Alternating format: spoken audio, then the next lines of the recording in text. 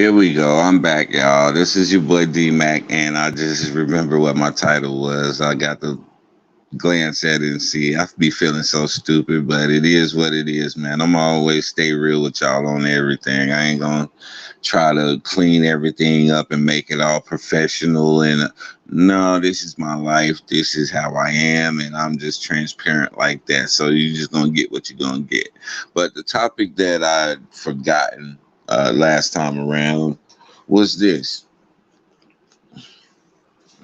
And the reason that I brought up church, that's why I started off talking about church. It was supposed to be my segue into this, but I just had a brain fart, like I said before. But, we oftentimes hear people say, "Oh, I want to be used by God. God use me. I'm here and I want to join this ministry and I just want God to use me in a great and mighty way." And all of this thing about being used. And then when we get in the ministry and they start asking us to do stuff and start requesting things of us, after a while, people get this uh, bitterness about them and they'll feel like, they're being taken advantage of. And the first thing that they will say whenever they feel disgruntled or they want to find an excuse to leave is, "They using me. I feel like I'm being used." But wasn't that your premise for joining in the beginning? I want to be used by God. Oh, I want to be. Now, there's a difference between being used by God and used by people. I understand that. But a lot of the people that I am referring to are the people who come in and they want to be used, but they want to be used in their way. They don't want to be used in God's way. And so, whenever they're not being used in the way that they feel comfortable or they feel like they should be, then they'll say that the people are using them. This whole term "use" is being taken out of context in order for people to try to either shame somebody or for people to try to make themselves a victim. But I'm going to tell everybody this first and foremost: we all use people and we're all being used. Everybody uses each other for something. Men use women for validation, and they use women for positive affirmations, and we use women for sexual gratification. We use women to procreate and to carry on our legacy and our lineage and things like that. Well, women use us for stability. Women use us for safety and security, and women also use us to procreate and to carry on their lineage as well. And there's so many avenues in which we use each other. Whenever we are born into this world and we figure out that crying gets us what we want from people, we use that to get what we want from mom, dad, and whoever's in the vicinity. We're using them. Oftentimes I've heard women say that they had children because they wanted to have somebody to truly love them, and they used their children to fill that void in their life that no man has given them or no woman has given them. So we're all being used every single day. When you go on your job, you're being used. And when you go to those people's job, you're using them for your livelihood. Everybody is being used, but we always love to use this term. "Oh, well, they using me, they using this, and they using that." Everybody is being used. Don't take it personal. It ain't nothing personal against you. Well, I can't speak for every situation, because sometimes somebody may be using you and it may be personal. But you have to be able to determine that for yourself. But I'm just saying, as a general rule of thumb, everybody is being used for something. And when I say used, I don't mean that with a negative connotation on it. We have to. It's necessary for us to use each other in order to operate in this world, in order to successfully move through this world and get things accomplished. People have to be used. Places and things have to be used. And so I don't understand why people are so, well, I do understand, because in these last days, people are going to be so easily offended. And so, yeah, I'm being used on a regular basis. Some of us out here are really good at generating money. Some of us are good at, keeping money. Some of us are good givers. And so we are used in that capacity. We have a talent for making money. We have a talent for distributing money to the right areas and things of that nature. So we're used in that aspect. But when you've been used so much, after a while, you begin to get tired and you begin to feel underappreciated for what you're being used for. And you have to remember that what you're being used for is not for you, and it's not for any one specific person. It's for a much larger and greater cause. And then whenever you begin to look at it from that aspect, then you won't put too much on being used. You won't take it personally that you're being used. Now, I'm not saying that you go out and you let people use you, because this is a scripture that a lot of people get misconstrued, and they end up making themselves doormats because they misinterpret the scripture. And the scripture that I'm referring to is the one that says, pray for those who spitefully use you. It says, pray for those who spitefully use you. It does not say, let people spitefully use you. Now, somebody is sneaky and tricky and they got the gift of gab and they trick you out of something and they get you like that. Hey, okay, you got me. All right, you got me, but you won't get me again. I learned from that.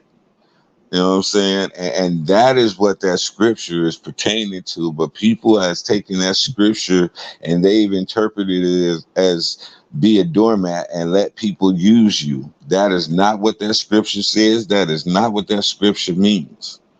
So by any means, by all means, do not allow people to use you in a bad way that's going to be demeaning, that's going to diminish your character, and that's going to destroy your relationship with people. Don't allow that. Don't be a doormat.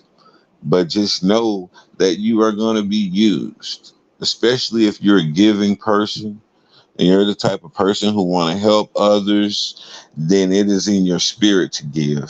You have to have it in your spirit to give. And when I say give, we always relate that to monetary things, but the giving I'm referring to, you give your time, you give your compassion, you give your finances, you give your heart, you give your advice.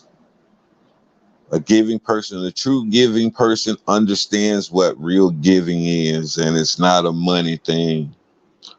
It ain't even got nothing to do with handing anybody anything. It's the transference of assurance, stability, security, and all of those things like that.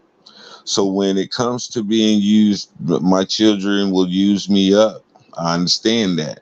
They're going to use me for the knowledge that I have. They're going to use me for the wisdom that I have. They're going to use me for all of the information that I've obtained over all of these years to help them to navigate through life without bumping their heads on certain things unnecessarily. I understand that. As a father and in the position that I am, I expect that.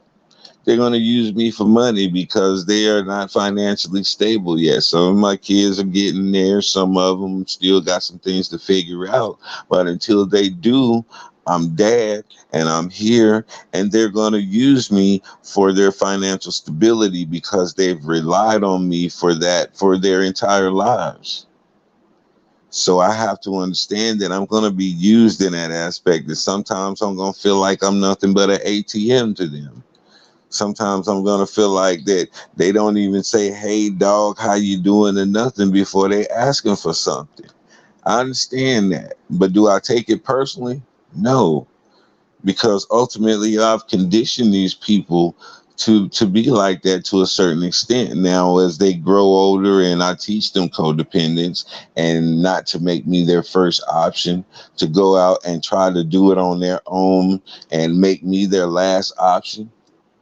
I definitely make sure that I teach them that, but I do understand that at some point my children are going to use me for whatever reason necessary, and I will be there to give them what they need if it's within reason. So we got to get out of this using thing. You using me, you using me, especially in relationships. Of course, relationships is all about using.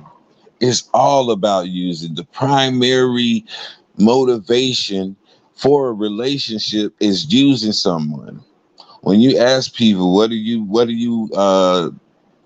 seeking in a relationship? Oh, I just want companionship, somebody just to be here to talk to, somebody to listen to me vent, and somebody to just have conversation with. Well, that's using somebody, right? You are using somebody to fill a void that you feel is in your life that needs to be filled. And if that person comes along and they give you what you need, are you not using them to satisfy what your needs are? We use each other constantly in relationships. And so when people in a relationship, I never understood when people come, oh, she used me for my money, she used me for this. She's supposed to. That's what we're designed to do. If you're not willing to accept that responsibility, then you should think twice about being in a relationship with anybody, because anybody you've ever been in a relationship with have used you. And if you're totally honest, you will admit the fact that you have used them. Every single person that you sought out to be in a relationship with is because you saw some value in them that would be beneficial to you in your life. You saw something that you could use. So let's get off of this thing acting like we don't use people and we don't get used. It is absolutely vital to your existence to use people. And it is absolutely vital to others people's existence to use you. Yeah, I said it. So yeah, I'm gonna use you if I see it fit. If there's something that you have that I need, I'm gonna use you. And you should be doing the same with me. If I have something that's going to enhance your quality of life, that's going to make your life better, then you should use me for that. This is what pastors and preachers and all the people in the church are there for, to be used. They are served. They're servants. And you use servants all day long. You use your slaves. They're servants for a reason. They are to accommodate you on some things. You are using them. So let's get off of this thing of using. I hear it way too much from they use me. Men don't do nothing but this and that. That's all they do is use women for this and that. We supposed to. That's what we designed to do. If you got a problem with it, then you take it up with the designer, not the design. Same thing for you, brother. Man, women don't do nothing but use up for money. They hold. They supposed to. Because we are looked at as the ones to provide and to give them security, that sense of security. They're supposed to want to use us like that. And if you got a problem with it, you take it up with the designer, the one who designed them. But trying to cast the blame back and forth on each other is stupid, and it doesn't prove a point. You're doing it in vain, because we're all supposed to use each other. But people have taken that word use and they've demonized it and they've made it something bad, as if we're not supposed to use anybody or use anything. We use everything. So let's get a clear understanding of the words that we're using so that we can properly use them within their right context, so that people can have a clear understanding of what we're trying to communicate to each other. because y'all are getting dumb as a box of rocks. I ain't even gonna lie. So many people out here who don't know anything. They just showed the other day. I love Jake Tapper. Jake Tapper, who's on the Daily Show, he goes around and he talks to people at just to see how much knowledge they really have and if they're really up on current events and information. And they are absolutely clueless. They're clueless on what we're going through in this country. They're clueless of the events. They got them all mixed up. They don't even know who's in office as president right now, some of them. But they will use these talking points from these certain political parties and political entities to try to drive home a point when that's all they have is that talking point, and all of their eggs are in that one basket. And whenever that little talking point is blown out of the water, they're stuck, and they have nothing else to use other than insults, personal insults. And so they'll use these tactics to get you out of character and to try to get you off of that topic, because they have nothing left to say there. And you may have plenty more to say there to make them look even dumber than what they're already looking. And so they're going to use this tactic to redirect the conversation and to get you to possibly come down to their level and show just as much stupidity as they just demonstrated. They used you. You know what I'm saying? There's different contexts of using someone. I've used people in the form of, I admire something about you. I admire this quality that has shown to improve the quality of your life. And so I'm going to observe you. I'm going to ask you questions, and I'm going to see some of your demonstrations so that I can pattern my life in that area in that same way to see if it's going to give me that same quality of outcome. I used you. I used you. But did that hurt you? Absolutely not. If anything, it helped me. So we have to be able to understand the context and the definition and the meaning of these words. That's very, very vital, because in the time that we're living in, communication is key. And if you don't understand the words that you're using, then your communication is going to be manipulated. Your communication is going to be confusing. And everybody's in a state of confusion right now because they're using words that they don't know and don't understand. And so as we go forth and we continue to use each other, just understand that you're going to be used. You are an object of desire to somebody, and somebody is going to therefore use you. The talents and the gifts that God has given to you, somebody is looking to use that. God is looking to use that. He's going to use you. And guess how he does that? Through other people, interaction with other people. So, like I said, once again, if you feel like you're being used by someone who's in God's design, then take it up with God. Take it up with God, and he gonna give you the answer, and he gonna show you the answer, and you're gonna be sitting there humbled, looking crazy, because our mind is not his mind, and his thoughts are not our thoughts. Our little worldly, finite views are nowhere near the recollection and understanding of an almighty, all-infinite God. So just understand that. But if you don't have that basis in understanding God, then, I'm talking a foreign language to you right now, which is okay, because like I stated before, this message is for certain people who are meant to understand it. I'm using this device to be able to inspire, to be able to provoke thought, and to be able to get out a message to way far more people than I would just walking around. So everything is used. Every person, place, and thing is being used. And if we stop using each other and using places and things, then we would totally stop existing as a people. So that's all I really had to say on that, man. I had to come back and redo this because, like I said in my last video, I totally forgot what my topic was about. And I had to get off so I could get my topic, man. That's that short-term memory loss that be coming in and plaguing me sometimes. But it's all right. It's all good because it just gave me an opportunity to make two videos instead of one. So I'm about to be out of here, man. This is your boy D Mac. You know what I say. Sticks and stones can break your bones, but the word can always heal you. I'm out.